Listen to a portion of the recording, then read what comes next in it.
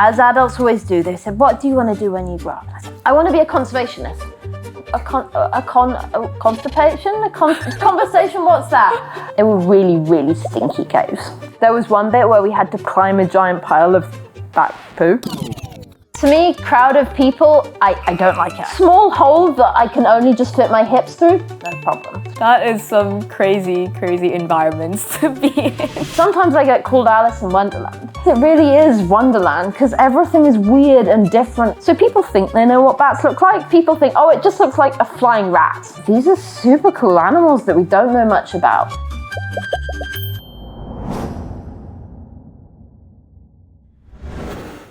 Hello everyone and welcome to another episode of Biodiversity Explorers. Today we're going on an extraordinary journey to explore the elusive creatures of the night and the mysterious world of caves with Alice Hughes, where we'll be talking about, of course, bats. So welcome, Alice. Thank you. Yeah, would you like to briefly introduce yourself and where you're from? So I'm an associate professor here at the University of Hong Kong. I'm originally from the UK, but I've been living in the Asia-Pacific region for about 17 years now. So a long time in this very interesting region. So what brought you to this region in the first place? So back when I was an undergraduate, I spent every summer doing research conservation projects overseas. So one year I was doing bird surveys in the middle of Borneo. And every day I get up at 5:30 and to the given song looking for birds. And there was someone doing their PhD project on bats. And I was like, oh, that sounds interesting. And when you're doing bat work, because you're out at night and you're putting traps up, always useful to have an extra pair of hands. And so I'd do bird stuff all day. Then in the evening, I'd join the bat team and we would catch bats. And when I went back to university the next term, I went to the bat professor, look at all these cool bats I saw. And they were like, oh, okay. And so then every time they needed help, hey, Alice, are you free? Can you help? So they ended up supervising me for my undergraduate project and later my PhD project, which was doing bat work across Thailand. Wow, so basically you were in the field the whole day, just day and night. Field biologists like that. I mean, we do desk work because it's necessary, but everyone gets into this job because they're passionate about biodiversity, about seeing things, about discovering things. And I mean, we're privileged, especially in a region like that. There is so much still to see and discover. So what about Hong Kong? What brought you to Hong Kong specifically? So, as I said, I've been in the Asia-Pacific region for a long time. And I've been working in Yunnan province in southern China for about 9 years, which is quite a long time. And it was the middle of the pandemic.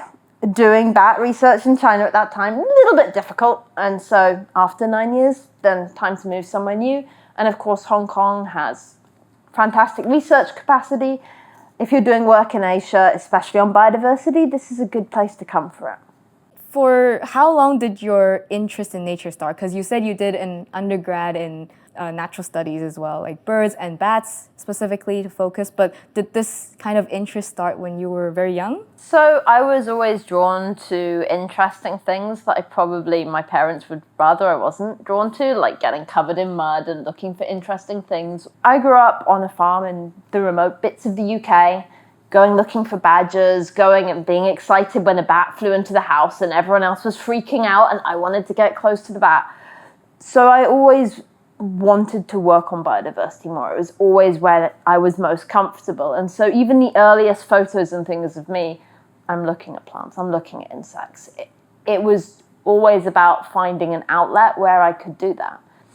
There was also a time, because we used to spread rocks over all of the tracks on the farm. And I knew whenever we got a new delivery of rocks to go on the tracks that there would be fossils, like beautiful brachiopods and other shells. And I, even as a 5-year-old, loved this. And again, growing up on a farm, often your parents will just let you do what you want, and they'll only come looking for you when you've been away for more than a child that age should be away. So I remember we ran out of room in our pockets for the fossils, and I was like, oh, we can just take off our trousers and tie up the bottom and fill our trousers with rocks. And I can still remember my father's face with myself and my brother, who's 18 months younger than me, walking down the track, proudly holding our trousers in front of us because we'd filled them with fossils. Oh my God. That was my kind of childhood. So when I was a kid, adults didn't know what conservation was. And so, as adults always do, they said, what do you want to do when you grow up? And I said, I want to be a conservationist. Conversation, what's that? I think if I was to look back at a young me now, the young me would be really excited that actually I do get to work on this stuff full time. And I think being an ecologist is a real privilege, because when people grow up, they say that children are curious and most people lose curiosity. Scientists, to be a good scientist, you can never lose curiosity. There's always more questions to ask. And if you stop being curious, then you're going to not be a very good scientist. And so you always get to indulge those childhood passions of just learning about new things. I heard that you were very interested in like nocturnal animals specifically. Is it because they're weirder or more adaptations? Most things that come out in the day have adapted to humans destroying stuff. At night, the world comes alive.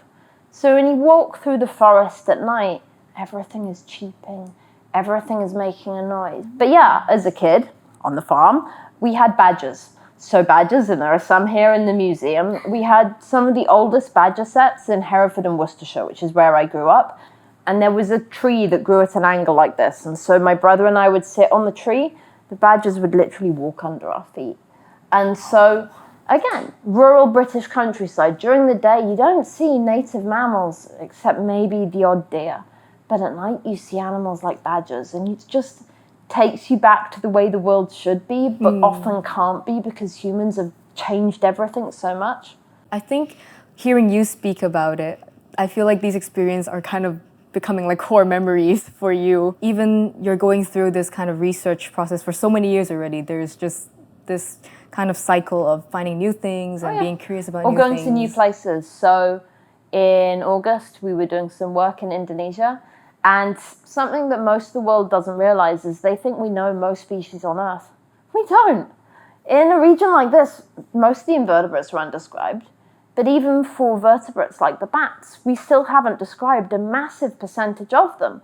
And that means that for ecologists like us, there's still a huge amount of work that needs doing, because we haven't even done that basic work of saying, how many species are there? Having a better understanding of what species are present is really important, because you can't conserve things if you don't know what's there and what they are. And so a lot of our work has just been trying to understand what that looks like, where there are threatened species, etc.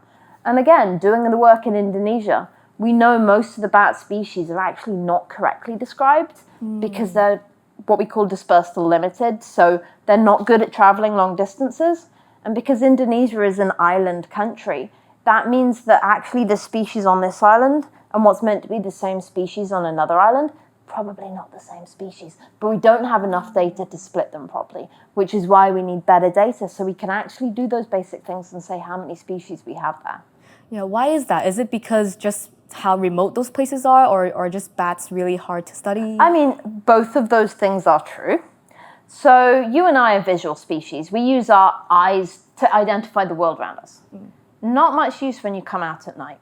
So there are a whole load of myths about bats, like people say blind as a bat. Well, no bats are blind, but also vision is not that useful at night. And so they use echolocation to navigate around and build a 3D representation of their environment based on their call.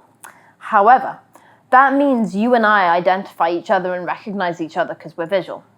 It means that with a lot of other mammals, and especially primates, we see the differences. But for a species like bats, because vision isn't all that important, we have what we call cryptic species. And so morphologically, they might look really similar.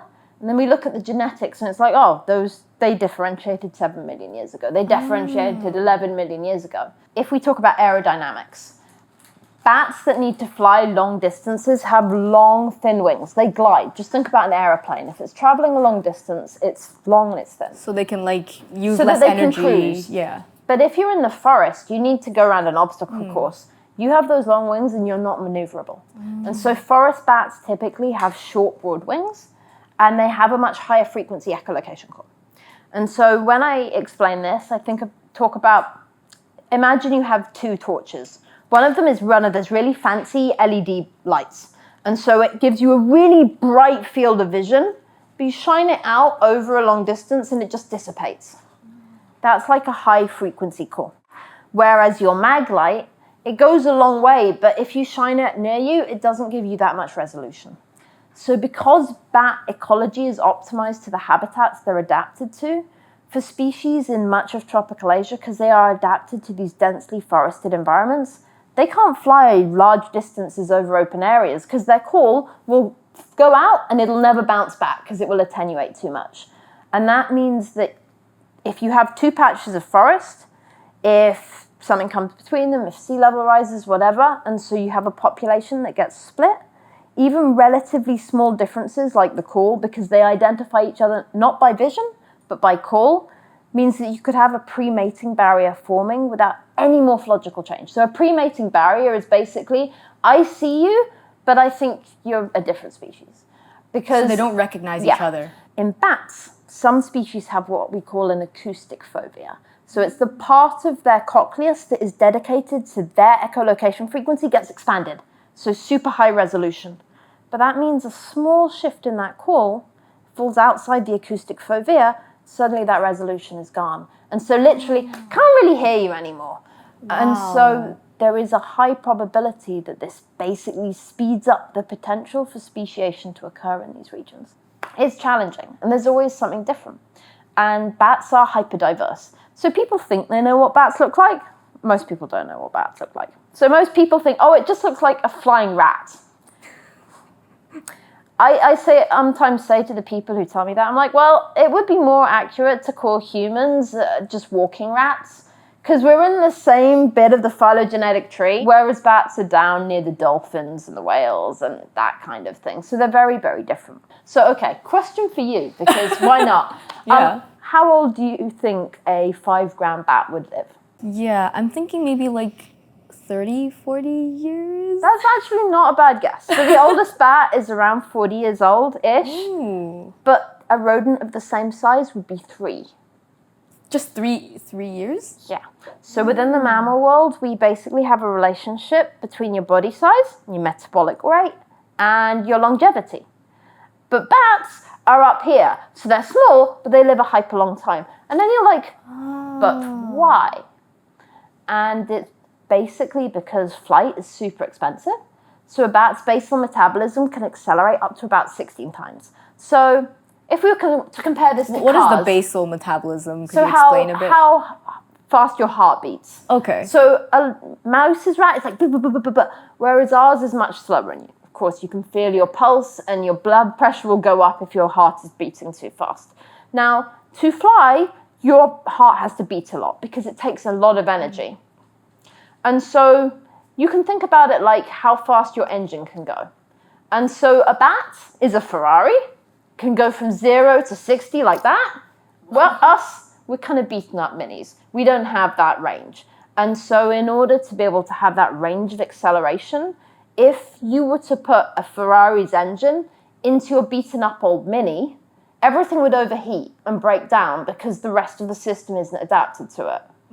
And so because bats have to have that rate of acceleration, everything else in the body has had to adapt to that too. And that means they live a long time and they rarely get sick. And that means they're basically these little super animals with a whole lot that we need to learn about them. Yeah, but I imagine in the field kind of observing these bats and testing out different theories is going to be really hard because it's so variable and there's so many different factors affecting it. So what are the major difficulties you came across while doing the study on bats? You're working in caves in the forest in remote areas at night. I mean, so I love caves. I love caving. I know that most people think that going down a hole that is so small that you have to put your arms in front of you and just wriggle, good reason to stay fit, would freak them out. To me, crowd of people, I don't like it. I do not like crowds. Small hole that I can only just fit my hips through, no problem. Oh gosh. These are difficult environments. They are environments where, of course, we have to be very careful because that cave could also have low oxygen. You only sometimes realize there's low oxygen when you're like, shouldn't feel this tired. Oh, okay, if I'm only exerting myself this much and I feel this tired, there's probably not so much oxygen in this cave. Were you kind of worried and scared at the moment? Well, with that one, so that was in the Philippines, and we the first 2 chambers, I was with a whole load of female Filipino scientists and our leader. And we literally had to swim through parts of the cave under rocks and stuff. And then we got to the one bit, and he kept saying, do you want to rest? And I'm British. I'm stiff upper lip. So when he said, do you want to rest? I was like, no, unless you want to rest. And of course, he can't say to the woman, yeah, I want to rest. And it was exhausting. Like, sometimes you felt like you could hardly put one foot in front of the other. We did see bats. We saw a maternity roost. So that's when mums have their babies, because when they have their babies, they don't want to be around annoying men. And so they will often just have a roost of just female bats to have their babies. Anyway, we got out, and the first thing he said to the other women, he was like, I wanted a break. And Alice kept saying she didn't need a break. And so we didn't take a break. I was like, you could have said you wanted a break. And he was like, this is the 3rd time I've been in this chamber. You are the first woman, the first foreigner, and the first non-professional caver to ever go in. And there's low oxygen. I was like, oh, that's why it was so completely exhausting. As I said, you can't be afraid of dirt in these systems. They were really, really stinky caves. Because if there are a lot of bats in a cave, there's a lot of bat guano. And we came out... So bat guano is like... Bat poo. Bat poo, okay. You can't be squeamish in this job. There was one bit where we had to climb a giant pile of bat poo. And he was trying to slowly climb down. Of course, we're wearing oversuits because we do. And I was like, if I try and climb, I'm going to fall in my face into the guano. So I just slid down. And he was like, why are you like, we have to swim out. I can wash it off when we swim out. I don't want it in my face. Wow, that is some crazy, crazy environments to be in. Yeah, I also wanted to talk about like this photo, which I don't know if this is the kind of background you're talking about? That's just a rock. So this is a cave in Myanmar. That dark patch there is all water, and we're looking up into the stalactites. There are certain types of bats that live all the way up here, and you can also see we are wearing lovely bare feet. I do have caving shoes, but the best thing for gripping on something that is rocky and muddy and slippery, it's not this. It's your foot, because your foot adapted to it. Because it's like flexible. Exactly, it can bend around things, you can grip, you're less likely to slip. Now, even though this looks bright, it's pitch black except the fact we have our head torches and a torch to illuminate it. And so when you have a less bright torch, you can just see what's in the torch beam, and anything else is darkness. And of course, you have to be careful where you put your feet, because caves are 4D basically. They go up, they go down, they go sideways. Sometimes it might just be a small hole. So you have to be super alert in these systems and pay attention. Yeah, this was just a really interesting photo, and I think this captivates what you do perfectly. Yeah, now I want to go back to a cave. Yeah, so I heard you've been doing a lot of work in Asia and Southeast Asia, but what about like in Hong Kong? What are some unique features of bats in Hong Kong? Well, they are probably the easiest native mammal for people to see. And so there are little fruit bats, even here on campus. If you ever see the fan palms, look at them closely, because sometimes you will see that their leaf has flopped down like this, and it looks like there's an edge. That's because bats make tents. And so when it is folded like that, it's because literally the bats have chewed down the joint so they can make a little tent for themselves and their family, or themselves and their buddies. Wow. There are bamboo bats here. They're amazing little bats. So they're some of the smallest bats in the world. Some of them are only a couple of grams, but they go in and out of the bamboos by either holes made by beetles or through cracks. Now, if you are getting through a crack like this, our bodies aren't adapted for it. And so their whole body has basically been flattened. So they just squish themselves into the crack? No, they've been dorsoventrally flattened like this. And so they're like, eh. It looks like someone slammed a book on them. And if you look at even x-rays of the skull, their whole head has been like squished down so they're easier to fit through these gaps. Wow. Yeah, amazing morphology. And the family will live in one internode, so connection to connection, of the bamboo, just as a little family group. When the explorers watching this go out and you see bamboos, just remember there might be a whole load of bats sleeping in one of the nodes there. Yeah. And when you see a fan palm, take a look up, because you might find a family of bats. Now, these are really important animals. The bamboo bats are eating insects, including things like mosquitoes. The little fruit bats roosting under the fan palm are pollinating flowers, and they're also spreading seeds that are important in reforestation and genetic diversity of plants, because they will fly over an area and they will help with reforestation. And so these animals have unique roles in these ecosystems, but often we're not even aware they're there. And so people need to learn to look, because often we go through life looking forwards. People need to take time to look around them, because there is so much we can see, even in the middle of a city, especially a city like Hong Kong. There is biodiversity everywhere. We just have to be open enough to be able to notice what's around us. Yeah, I imagine maybe in Hong Kong, the city life is just so distracting and so busy. Sometimes we just forget to look under the fan palm. Exactly. So everyone should spend more time looking under the fan palm. Yeah. Well, you obviously have a lot of experience and know where to find bats. In the field, do you have any unforgettable, once-in-a-lifetime kind of moments? There are so many. Doing field work, there's always new stories. When you're in these systems, you see things you're not looking for. There was another time in Myanmar when we heard there was a cave in the middle of a lake, but then we got there, and not only was there a cave, but there were some of the oldest cave paintings in Asia. Wow. And I'd never even heard of them. Yeah, the paddling cave paintings are some of the oldest ones known in Asia. We got to just come across them in the course of looking for bats. We found new species of gecko when looking for bats, and then worked with people to get them described. And so every time you go in, you never know what you'll see. It might be, here is an artifact from humans thousands of years ago, or a species of gecko no one has seen before. Like, it's always unique.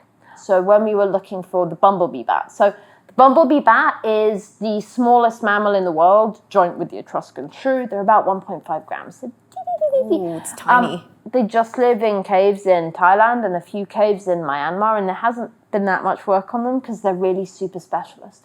But even when we were there looking at these teeny tiny little bats, we found a type of isopod, so basically wood lice, that was stripy. And many of them are, again, they're endemic to cave systems. So often one cave might have a species found nowhere else. And then I was like, oh, wow, probably a new species of isopod here as well.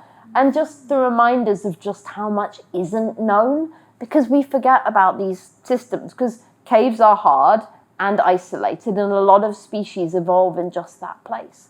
And then some of the adaptations in these systems are amazing. And so because they are low light systems, sometimes you'll have a skylight, and the light will be coming through the skylight, and everything that wants light, including plants, will be there, and they look super bright green. So one of the plant types that are adapted to caves are cave begonias. Okay. But because there is low light, they're like, how do we make the most of this light? So not only do they have more chlorophyll and they're bright green, but they have something called an iridiophore. So when you shine the light at them, the light bounces around and you can see them because they reuse the light. So the begonias there have these iridiophores. The light bounces around, and so they look iridescent, but it's a way to reuse the light that there is. And so you shine your torch, and they look kind of blue and purple like a peacock, just because they're reflecting the light in weird ways. And you're just like, what an incredible environment. Everything has adapted for these really challenging conditions. And so my name is Alice. Sometimes I get called Alice in Wonderland, but sometimes it really is Wonderland, because everything is weird and different and adapted to such a different way of living. And it almost feels like going to this parallel world that no one thinks about, because bats are different from any other mammal in many, many ways, but also these cave systems, no one thinks about them, and there's so much we don't know that is going on underground. Now it just feels like humans are pretty weak because we have to like modify our environments to have air conditioning and like concrete buildings. The more I learn about bats, the weaker I think like our temperature goes up and down more than about 6 degrees either way, and we go into lethal temperature zone. Our cells are not good at dealing with temperature change, and bats are like, no, I can go way up because I'm adapted to it. So yeah, I don't look at humans the same way anymore. And we have to modify everything. Whereas bats are like, oh yeah, I'll live in that roof and I'll live in that bamboo node, and hey, I'm gonna have a few million individuals in this cave. I'm just gonna adapt to it, no matter what life throws at me. And then of course, sleeping upside down. And so people ask questions like, well, don't they get dizzy? And of course, if we stand on our head for ages, we get dizzy because all the blood would rush to our head, and then it's difficult for our brain to get enough oxygen. So they have a pumping mechanism so it doesn't get stuck there.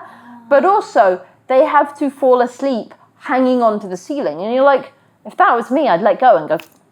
So they actually have a tendon locking mechanism in their foot. And so basically, they put their foot up, they click it in place, and then it's just like when you've turned the light on. Don't need to keep your thumb on the button. So they have to physically unclip it to let go. Wow. But that means if they die when they're asleep, they can die holding onto the ceiling. And so there have been times you'll just see a skeleton hanging onto the ceiling. And you're like, okay. It's literally like a mechanical gear that has to literally, click in place. It's called a tendon locking mechanism. So it's literally locking them so that they can go to sleep and they don't have to keep saying, hold on to the ceiling, hold on to the ceiling. Wow, that's really, really amazing. Well, out of all of these amazing things that you have seen in the field, which, I know this is a really hard question, but what is your favorite species of bat? If you could choose like one out of all of them. So the bat I first really wanted to see as a 6-year-old version of me, literally, I can remember walking down to one of the ponds on our farm to look for newts, telling my friend at about the age of 6 what bat I really wanted to see. That was, again, the kid I was. So one of my favorites is Ectophyla alba, also known as the cottonbud bat. So the cottonbud bat are little white bats from Costa Rica that live under banana leaves. And they're about this big, they are white, they have yellow noses and yellow ears, and they feed on figs. And so when there is a fig fruiting, it looks like a snowstorm because it's covered in these little white fluffy things flying around. And they live in little family groups, and they are just amazing little animals. Wow. Another bat I have a soft spot for is something called Macroglossus minimus. Macroglossus means long tongue. Minimus means small. So its name is basically little long tongue. They're a nectar bat, so they feed entirely on nectar. You can tell they feed on nectar because their tongue is kind of too big for their mouths. So their tongue is always slightly just hanging out. It's out slightly. And they have these big brown eyes because they come out in low light conditions. And I was just like, you are ridiculous.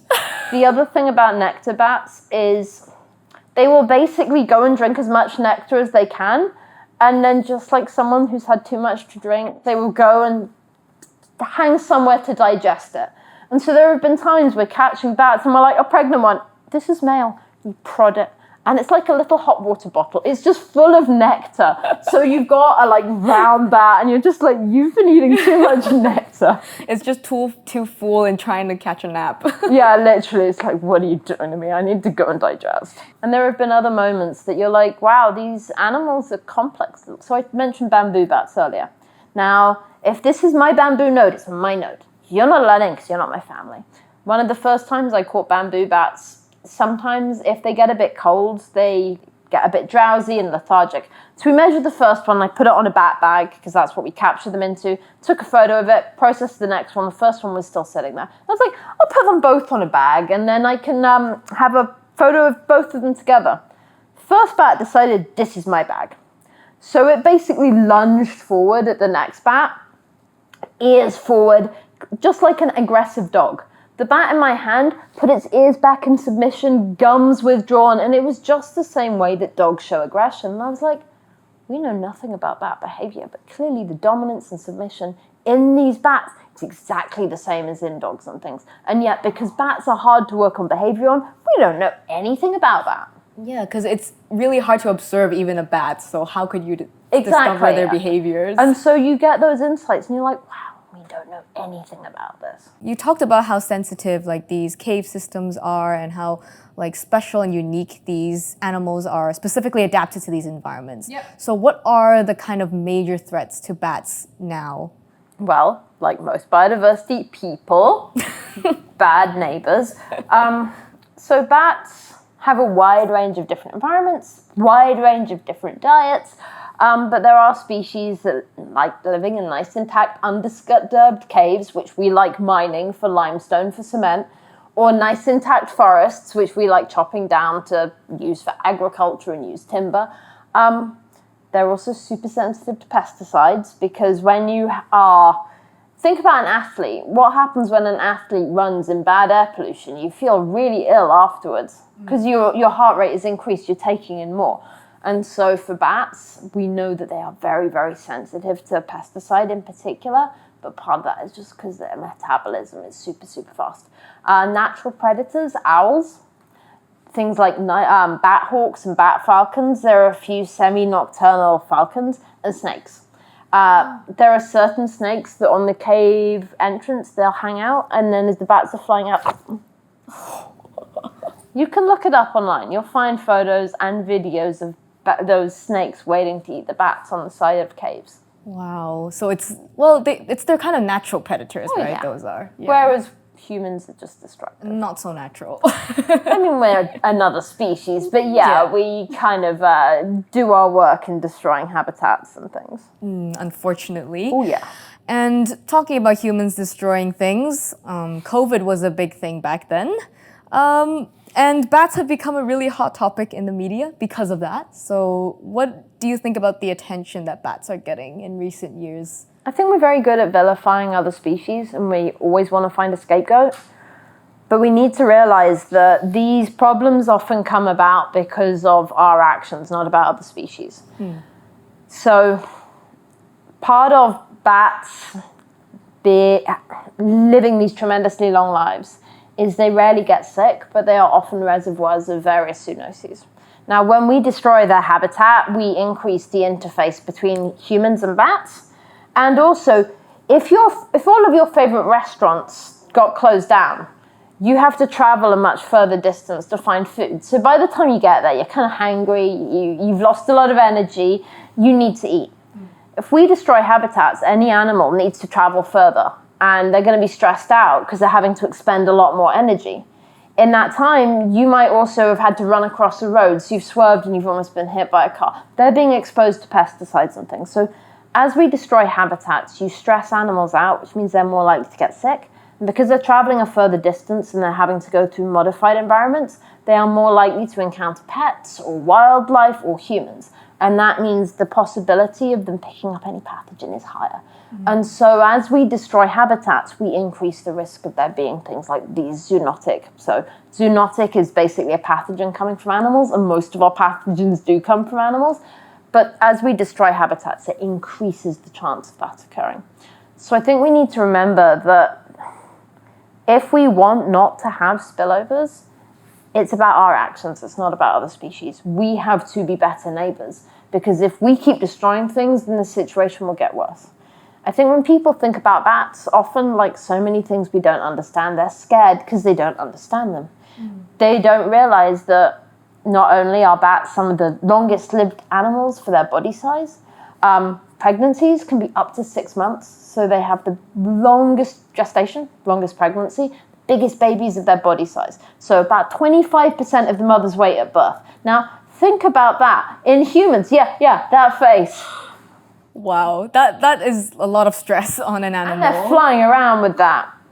And then in terms of their size, like the smallest bat, 1.5 grams could fit on the tip of your thumb, whereas the biggest bat has a wingspan of 1.8 meters, so a bit taller than my height, so longer than that. And so people, when they think about bats, they shouldn't think about the scary things, because those scary things, if we are better neighbours, don't have to be scary. We should think about the fact that these are amazingly diverse animals that have diets that extend from nectar, with some bats having a tongue 1.5 times their body length and feeding on just one flower. Imagine having a tongue, it's literally like the Pokemon Lickitung, like a really long tongue. There are other bats that eat fish. Ooh. They have big feet, so they can scoop the fish out of the water. There are bats that eat scorpions, and so they have to be very careful that they don't get stung. There are bats that feed on spiders, and some of them are so small that if they got caught in the spider's web, the spider would eat them. So they push their feet forwards, they grab the spider, and they fly backwards. There are bats that eat frogs, and they can tell which ones are the biggest and fattest and not poisonous by listening to the call of the frogs. There are bats that feed on moths, and they listen for the flutter of moths' wings to find their prey. These are amazing animals with a huge range of adaptations we don't know much about. And yet they're the second biggest mammal group, more than 1,400 described species in every part of the planet, except those permanently covered in snow. And so rather than COVID being a moment where we're like, these are scary animals, it should be a moment that we're like, these are super cool animals that we don't know much about. And yet they're animals that are in our cities. And so people should go for a walk along a river at night, watch the bats drinking or feeding over the water. You should go and look under the fan palm because these are our neighbours. Most of the time we're not even aware they're there. And yet these are amazing animals that do important things. And normally we only talk about the bad things, not the good things. We don't generally have to be too worried. We just need to be better neighbours. Don't eat them because their immune system is better than you. Bats have a better immune system. Humans are pathetic. Best not to eat them. And that's a really good way of reducing the risk. Now, of course, these situations are complex, but you and I don't really have to worry. So we should just enjoy the interesting things and be better neighbours because that will really reduce the chance of something going wrong. Yeah, you talked about being better neighbors a lot of times. What should we do if we encounter a bat and how can we be a better neighbor, basically? So, I mean, it depends on the situation. I have had students emailing me, Professor Hughes, there's a bat in my house, what do I do? Normally in that situation, just leave a window open and it will go out on its own. If you really need to get it out, in some places there are hotlines you can call and then trained professionals like me can get them. If not, there are ways like getting a hand net or something, but it's best to just leave them alone and letting them go out in their own speed. If you do get bitten, it doesn't happen that much. It can happen. If you do handle bats, it can happen. It is always best to wear gloves if there is no way of avoiding it. But just get an injection afterwards. See the doctor, they'll be able to vaccinate you. In terms of being a better neighbour, ensuring they have good habitat is the best way. If someone is in especially the neotropics, you can plant bat-friendly plants because there's a whole range of things pollinated by bats, including durian. So if you like durian, also thank you to the bats. I love durian. I love durian too. It's awesome. And I'm like, this is here mainly because bats pollinate it. There's a whole load of important things they pollinate, and they're the main pollinator of them. If you ever go somewhere like Thailand and you find a seed in your banana, it's pollinated by a bat. So some of the local banana varieties are still pollinated and bats are the main pollinator. So if you ever get that crunch, you can be like, a bat visited this flower. Wow. Preserving the habitat they need, just like for us. They just need somewhere where they can live, where they can breed, and where they can get food, basically. Yeah, and hearing about that, for us, it's important as well, because like bananas and, well, maybe not durian. I mean, come on, durian is pretty good. Yeah, it's good to me. Tequila is bat pollinated. If you want to go out for a tequila, yeah. Yeah, but like things like banana is kind of like a really common fruit that people rely on for survival a lot of times. Well, the long ones aren't pollinated anymore, but that's why they're super vulnerable to various viruses because they're all clones of each other. But those little ones that taste way better, they're still pollinated, and it's the bats that pollinate them. There are certain timbers and baobabs that are bat pollinated, so a whole bunch of really important things. And yeah, they just need to have access to the things they need like we all do. Yeah, so even bats, they need not just humans, but they need their space to survive as well. Everyone needs their space to survive, and that includes natural habitats and natural species. And so, yeah, we do need to make sure we protect intact caves and other habitats. But some bats are resilient, so if you ever do go to the mines and stuff, there are bats in there. Just a disclaimer for anyone who's excited to get in caves, please just know that you should get some sort of professional to go with you. Yeah, especially if you're not used to it. It is very easy to get lost. These are environments that are inherently risky. Things can fall, you can slip. You need to be with people who feel safe in those environments because keeping safe is always important. And of course, if you're out at night, always best to have a spare torch and a spare set of batteries because you might drop one might break, and you don't want to be alone in a cave in the dark. And also never go to these systems alone. Best to be in at least a group of 3, preferably. So if someone gets hurt, someone can stay with them, someone can go out. But yeah, you always need to be with people and just stay safe. And remember, mobile phone ain't gonna work in a cave. No signal, which is nice because I'm like, no one can reach me. But at the same time, if something happens, you need to make sure you're safe. And I mean, touch wood, we've never had I've had accidents in the field, but not in the cave. I guess like because you have to be pretty well prepared for it. Things can still happen. Like, so when I was a PhD student, I broke this arm very badly during doing field work in Thailand. I was crossing a gap between a path and a bridge, and I had bags of bats held up like this, and the ground gave way under my feet. And I reached out like this, and I lacerated all these fingers. You can see there's a cut there. But also, I landed, and I just felt that wave of nausea. And I was like, okay, pass the bats up to SAC. This arm won't work. So I'm here. Okay, pass the bats up. Okay, I'll prop this in my binocular case because it's not working. Climbed out of the hole, and then I had my head torch on. This hand was just covered in blood. Oh, God. And I'd broken it and partly dislocated it. And we didn't get off the island for 5 days. So I just had it propped in my binocular case because it was completely non-functional. It works now, see? I don't think anyone has, well, maybe some people have, but most of us city dwellers have not experienced something like that. You don't have to go to a remote island in Thailand to have experiences. And so even if you feel like you're a city dweller, find those green spaces and find stuff. I think especially in Hong Kong, because we're so close to these country parks and forested areas. Nature is on your doorstep. I often leave my office much later than I probably should, but I know where all the fruiting trees are on the way home, and the bats feed on them. So sometimes when I go home, I just stand under the tree and just watch all the little Cynopterus and things feeding on the fruits. And it's like, it's a nice reminder that even in a city like this, there is nature on your doorstep if you open your eyes and look at it. And yeah, people should come and experience the diversity of places like these, because we can only protect the things we care about. And we should all care about biodiversity. There is an incredible wealth of things out there. And there are many different ways we can engage with it, but the first step is just being curious and staying curious. So just a final note on bats. What is the one thing you want people to remember about bats if they are completely new to this kind of animal? I think people hear a lot about bats, whether it be Batman or whether about bats being scary. We have no reason to be scared. Being scared of something is basically a fear of the unknown. The best way to counter that is by learning. These are amazing animals, and the more you learn, the more you realize you don't know, the more interesting you realize they are.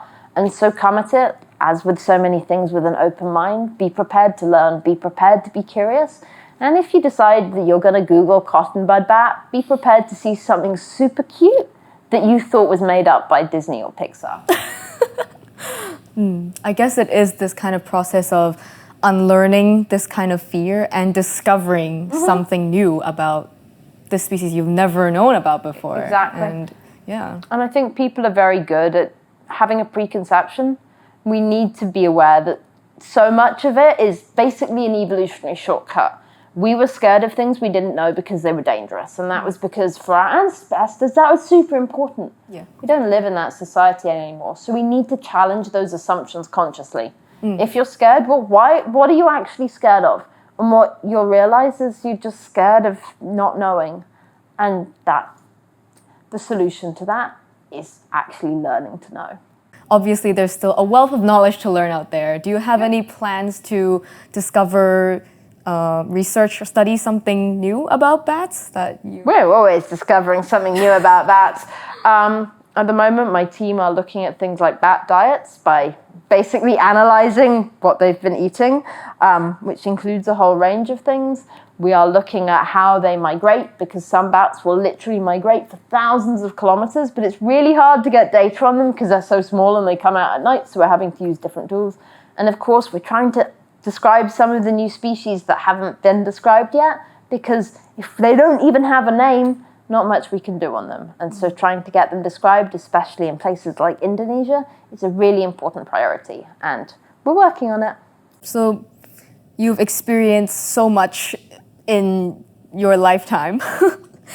If you had a chance to kind of give your younger self some advice, what kind of advice would you give young Alice?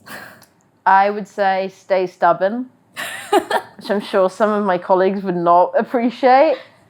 Especially as a woman, you don't get anywhere without being determined, without being stubborn, without being creative, and without learning to trust yourself.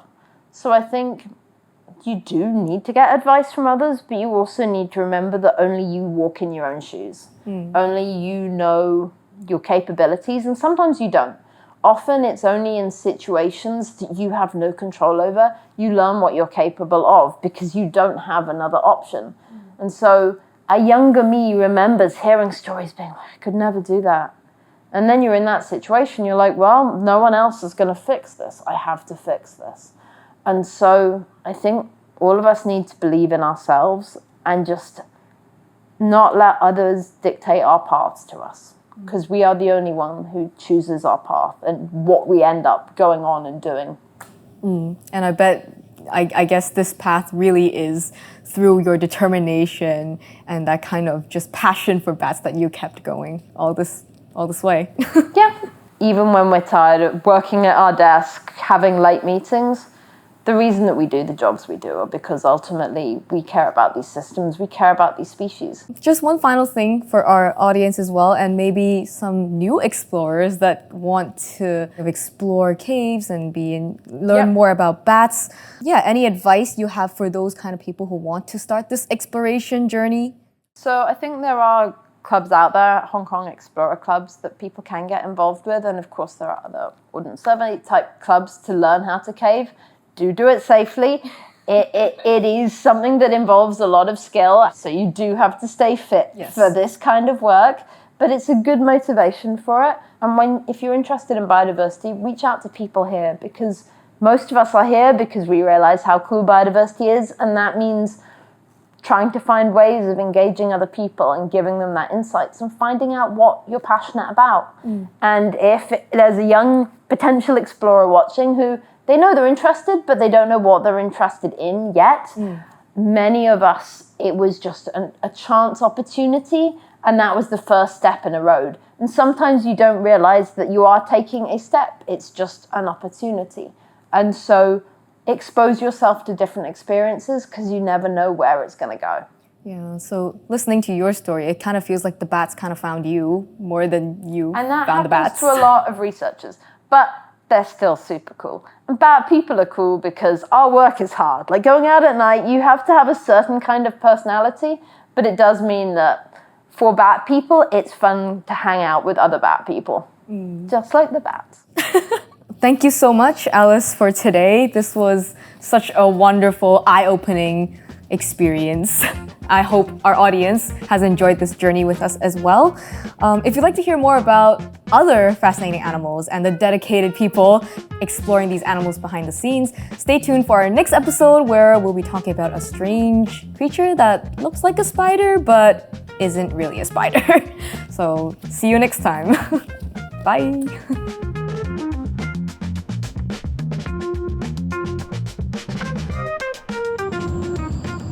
你連續2、3日黃雨紅雨咁，大佬係啊，咩都俾你沖走晒啊！好多時候咧，其實佢都會咁樣咧，匿喺個樹葉啊，或者企喺個樹葉度啦。